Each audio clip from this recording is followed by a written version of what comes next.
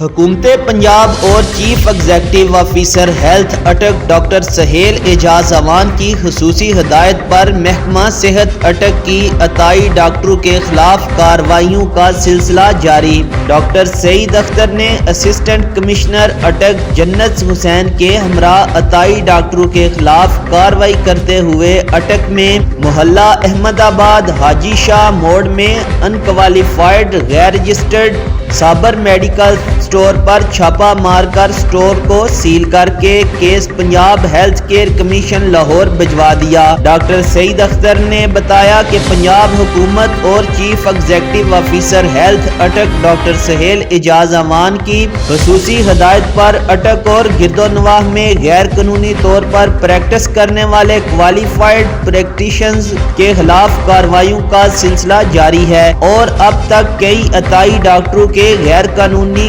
clinic cell کر دیے گئے اور case Punjab health care commission Lahore بھجوائے گئے اور